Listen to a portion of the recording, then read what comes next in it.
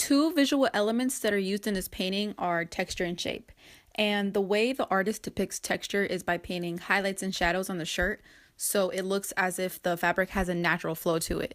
You can also see that the artist painted shadows on the man's hand and arms to show that the veins are popping out and that they feel bumpy. Shape is depicted in the background by a repetitive red and blue diamond shape. And the diamond pattern references textiles and decorative patterns from old cultures. The red diamonds complement the fashion that the model is wearing because it enhances the style the artist is going for. I think this artwork is about capturing old century portrait styles in a way that shows a contemporary style of the people in the 21st century. The painting looks different in person because you can see the texture of the paint and the harsher lines that the artist made. On a digital image, you see the painting as a whole, but when you see it in person, your eyes circle around the painting to see the slight difference in color for each gold design and each diamond in the background.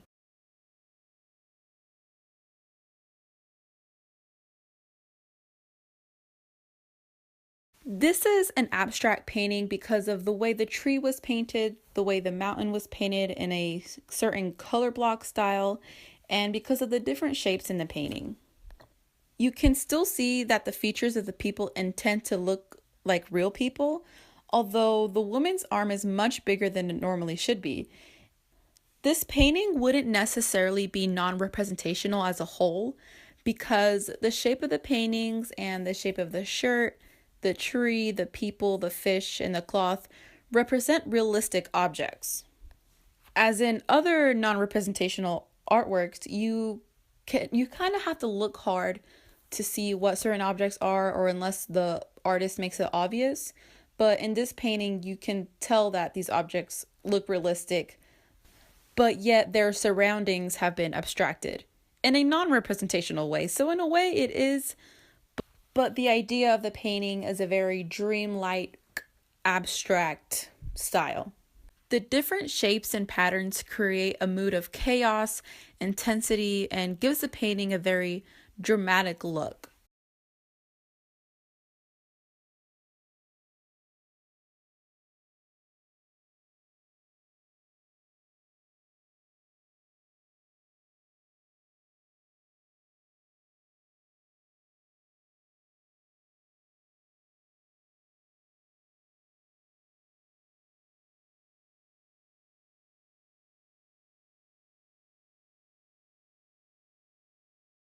The way the African sculpture and the European sculpture depicts a human is by the body parts a human needs, like a face, neck, torso, arms, legs, and feet.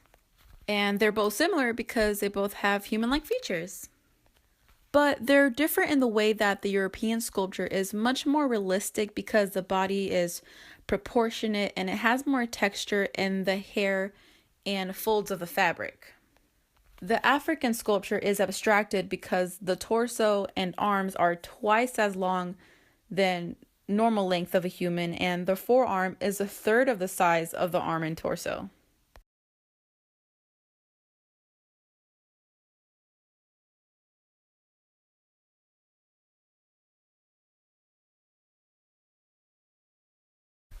The complementary colors in this painting are red and green.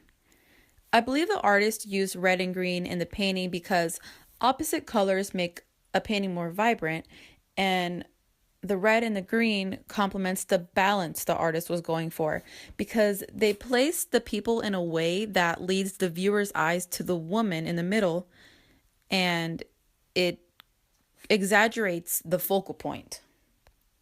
The mood is quite peaceful because the green colors create a sense of harmony in nature, and the red represents the power of the woman and child, since they are the focal point.